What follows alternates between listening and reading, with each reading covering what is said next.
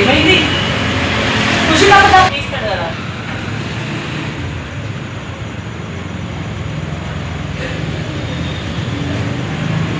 తీసుకున్నావా?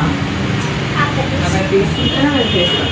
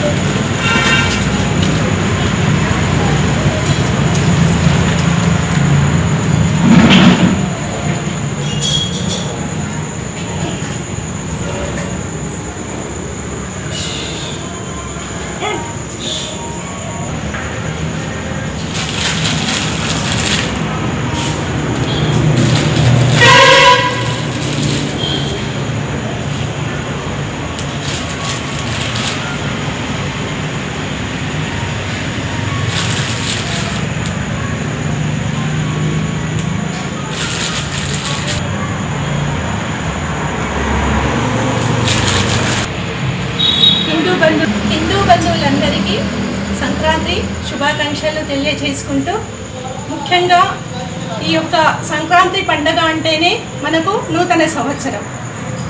ఇప్పుడు ఈ సంక్రాంతికి మనకు ప్రకృతి పులకిస్తుంది. ఇది 3 రోజుల పండుగ. మొదటి రోజు భోగి. భోగి అంటే భోగి మంటలు, ఏదో భోగి మంటలలో పాత వస్తువులు వేసి మేము భోగి జరుపుకుంటామంటే కాదు. దానికి ఉన్న శాస్త్ర పరంగా చూస్తే భోగి మంటలు అంటే మనకు వస్తున్నటువంటి ఈ చలికాలంలో ఉన్నటువంటి వైరస్ను తట్టుకోవడానికి ఆవు పేడతో చేసినటువంటి పిడకలు. ఈ ధనుర్మాసం అంటే నెల రోజులు గొబ్బెమ్మలను పెట్టి వాటిని ఎండబెట్టి ఆ యొక్క పిడకలను ఈరోజు భోగి మంటల్లో వేసినట్టయితే ఆ ఆవు పిడక పొగ నుండి మన యొక్క వైరస్ను అరికట్టడానికి ఏ పండుగ చూసినా మన యొక్క హిందూ ధర్మంలో సంస్కృతి సాంప్రదాయాలలో ప్రతి ఒక్కటి కూడా మన వాతావరణానికి అనుకూలంగానే మన పండుగలు ఉన్నాయి. కాబట్టి భోగి మంటలంటే మనలో ఉన్నటువంటి ఈర్ష్యా ద్వేషాలను కూడా ఆ భోగి మంటలలో వేసి మనం పారద్రోలాలి.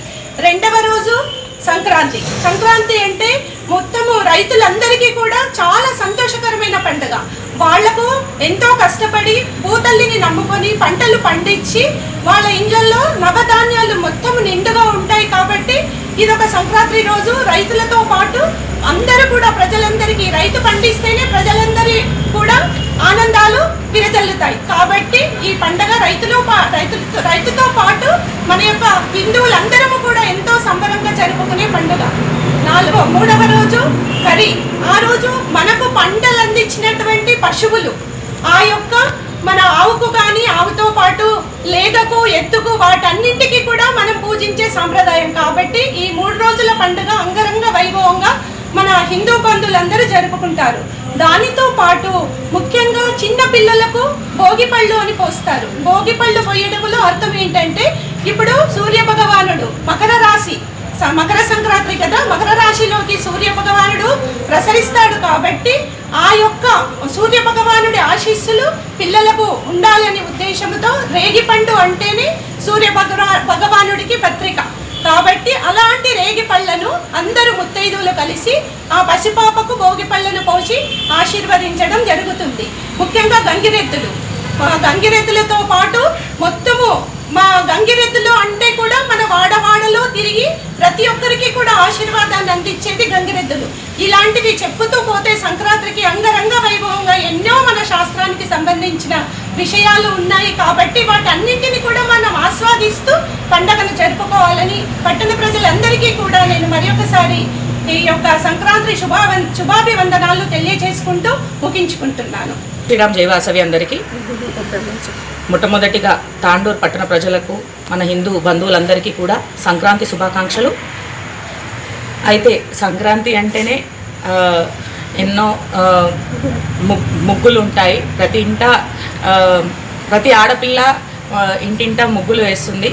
అలాగే మా ఇంట్లో ప్రతి ఏడాది ఒక్కొక్క బొమ్మని చిత్రించడం జరుగుతుంది. పోయినసారేమో గోదాదేవి కృష్ణుడిని కలలో కంటుంది, కృష్ణుడు గోదాదేవిని కలలు కంటున్నట్టు మిర్రర్ ఇమేజ్ లాగా వేశాను. ప్రతి ఇయర్ ఒక వెరైటీ ఆఫ్ ముగ్గు వేశాను. ఈసారి గోదాదేవి రంగనాథుడిని కళ్యాణం చేసుకోవాలని కలలు కంటూ ఉయ్యాల్లో ఊకుంటూ కలలు కంటూ తను ఉన్నట్టుగా వేశాను. ఇది కొంచెం ఆల్మోస్ట్ 4 to 4.5 hours పట్టింది టైము. 3:30కి స్టార్ట్ చేశాను, 8 వరకు కంప్లీట్ అయ్యింది. ప్రతి సంవత్సరం కూడా కొత్తగా ముగ్గు వేయాలని నాకు యాక్చువల్లీ ఆర్ట్ అంటే చాలా ఇష్టము. దాని ప్రతిరూపమే ప్రతి ఇయర్ కూడా ఒక వెరైటీ ముగ్గు, ఆ దేవునికి సంబంధించిన ముగ్గు అలా వెయ్యాలనే కోరికతోటి ఈ సంక్రాంతి అంటేనే గోదాదేవి రంగనాథుడు కళ్యాణము తో పూర్తి అవుతుంది. కాబట్టి ఈసారి గోదాదేవి రంగనాథుడు కళ్యాణంలో అంటే కలలు కంటూ కళ్యాణం చేసుకోవాలని కలలు కంటూ ఉన్నట్టుగా బొమ్మ వేశాను నేను. ఇది ఆల్మోస్ట్ 4 to 5 hours పట్టింది నాకు ఈ ఆర్ట్ వేయనికే. ఏదో అలసట కానీ అది కానీ ఏముండదు. ఒకసారి ముగ్గు వేసడం స్టార్ట్ చేసినామంటే అసలు టైం కూడా తెలియదు. అండ్ ఎంత సంతోషం అనిపిస్తుంటుంది అంటే ఆ ఆర్ట్ వేస్తుంటే అసలు టైం తెలియదు, ఏం తెలియదు, ఎంత హ్యాపీ ఫీల్ అవుతుందో. లాస్ట్ కంప్లీట్ అయితే ఇంకా హ్యాపీగా ఫీల్ అవుతుంది. Once again happy Sankranti. ప్రతి ఒక్కరు కూడా ఇలా ఇంట్లో కలర్స్ వేసుకుంటూ ఎంజాయ్ చేయాలని happy Sankranti once again. Last year రాముడు అంతకుపోయిన సార్ రాముడు సీత అది జనవరి ఇది ఉండే కదా